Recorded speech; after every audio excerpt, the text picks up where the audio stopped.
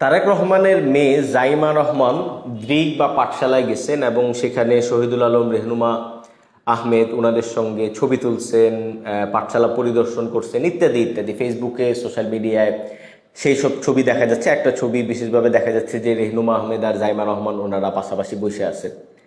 তো অনেকেই এই ছবিটাকে কেন্দ্র করে একটা পুরানা আলাপ সামনে নিয়ে আসতেছে। সেটা হচ্ছে যে 2008 সালে রেহনুমা আহমেদ নিউ এজে একটা লেখা লিখছিলেন, সেখানে তিনি বলছেন যে টর্চার কখনোই সমর্থনযোগ্য না, কিন্তু তারেক রহমানের উপরে যে টর্চার হয়েছে এই টর্চারের ব্যাপারে তার মনে কেন কোনো দুঃখবোধ জাগতেছে না, মানে সেখানে তার কোনো দুঃখবোধ নাই, এরকম একটা জিনিস। ফলে 2008 সালের সেই ঘটনাটাকে সামনে আইনা অনেকে রেহনুমা আহমেদকে এক ধরনের ইতিহাস মনে করায় দিচ্ছেন এবং ভাবটা এরকম করতেছেন যে মানে জাইমা রহমান জানেন না, বা মানে ডাবল স্ট্যান্ডার্ড, বুদ্ধিজীবীদের যে ডাবল স্ট্যান্ডার্ড থাকে যে এক সময় এই অবস্থা আরেক সময় আরেক অবস্থা। যারা এই সমালোচনাটা করতেছেন তাদের জ্ঞাতার্থে বলবো যে এখানে জাইমা রহমান এবং রেহনুমা আহমেদ উভয়ই জানেন যে তারা কি করতেছেন এবং তারা কি মিটমাট করলেন। দ্রিক, শহীদুল আলম, রেহনুমা আহমেদ তাদের যদি কোনো বিএনপি বিরোধী অবস্থান থাকে সেটাও বিএনপি জানে। অ্যাট দ্য সেম টাইম বিএনপিরও তাদেরকে কি কারণে দরকার এটাও তারা জানে। ফলে আগের যেই তাদের ভিতরে যে সমস্যা ইত্যাদি হয়েছিল রেহনুমা আহমেদের সঙ্গে বিএনপির বা শহীদুল আলমদের সঙ্গে বিএনপির, সেইটা তারা মিটমাট করার জন্যই আজকের এই মিটিং। এবং নিশ্চয়ই এইটা মিটমাট করার পরে তাদের উভয়েরই কিছু ফায়দা বা লাভবান হওয়ার জায়গা আছে।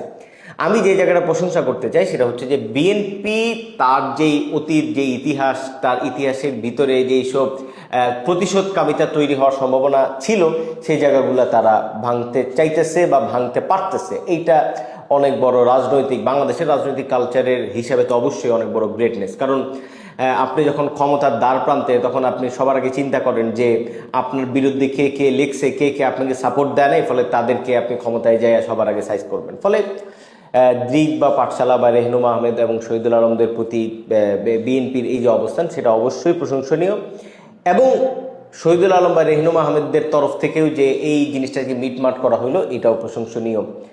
সাংস্কৃতিক জায়গাটাকে বিএনপি নতুনভাবে নির্মাণ করতে চাইতেছে এবং তার ফলেই তারা আসলে এই মিটমাটগুলো করে নিচ্ছে। তবে একটা বিষয় যেটা, সেটা হচ্ছে যে রেহনুমা আহমেদ বা শহীদুল আলম ওনারা যেই কারণে এলিট, বা দ্রিক বা পাঠশালা ওনাদের মধ্যে যে এলিটিস্ট একটা ব্যাপার স্যাপার আছে, মূলত সেই কারণেই কি আসলে বিএনপির এই মিটমাট করাটা ইজি হচ্ছে কিনা এটাও আমাদের ভাইবা দেখার দরকার আছে। যে বিএনপি এবং অন্যান্য যে ভরকেন্দ্রগুলো, সাংস্কৃতিক ভরকেন্দ্র হোক বা অন্যান্য যে ভরকেন্দ্রগুলো আছে, ক্ষমতার ভরকেন্দ্র, সেই জায়গাগুলো যদি বিএনপি মনে করে যে জাস্ট এলিটদের সঙ্গে তাদের এইসব মিটমাট করে নেওয়াটা ইজি, তাইলে তা মানে উচিত না। বরং এলিটের বাইরে অন্যান্য যত ক্ষমতার ভরকেন্দ্র আছে, বুদ্ধিজীবীদের কথা বলতে পারি, যে অন্যান্য বুদ্ধিজীবীদের সঙ্গেও আসলে বিএনপির সরাসরি আলাপ আলোচনাতে যাওয়া উচিত এবং ইতিহাসের দিকে না তাকাইয়া নতুনভাবে বাংলাদেশের রাজনীতিতে বিএনপি যেটা করতে চায় সেটা যে সবাইকে নিয়ে করতে চায়,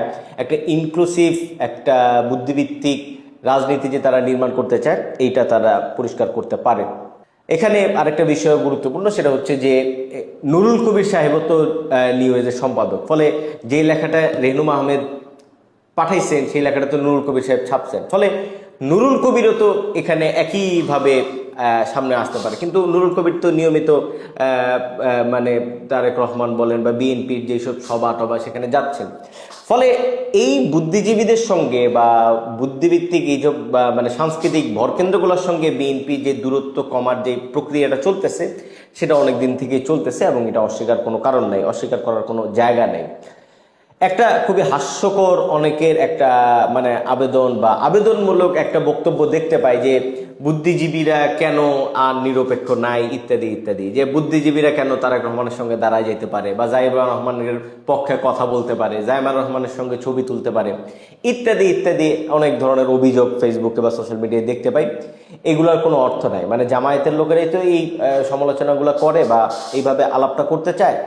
জামাতের দিকে বুদ্ধিজীবীদের যাওয়ার আর কোনো রাস্তা খোলা নাই। বাংলাদেশে যদি একটা নর্মাল বাংলাদেশের যে ভ্যালু ব্যবস্থা আছে, এক্সিস্টিং ভ্যালু ব্যবস্থা, সেখানেও যদি আমাদের আগাইতে থাকতে হয়, সেই জায়গা থেকেই মানে জামায়াত কোনো স্পেস রাখে না যে স্পেসটা বুদ্ধিজীবীরা বা এই সাংস্কৃতিক ভরকেন্দ্রগুলো জামাতের সঙ্গে মিটমাট করতে পারে বা আলাপ আলোচনা করতে পারে। জামাত কমপ্লিটলি একটা পপুলিস্ট রাজনীতি করতেছে, এবং পপুলিস্ট রাজনীতির মধ্যে আমরা যদি যুক্ত করি যে দরিদ্র মানুষের ইসলাম বা ধর্ম বিষয়ক যেই মানে ফ্যানাটিসিজম, সেটাকে তারা ব্যবহার করতেছে রাজনীতিতে। ফলে এইরকম একটা স্পেসে তো আপনি মানে সেই দলের সঙ্গে তো আলোচনা করতে পারেন না।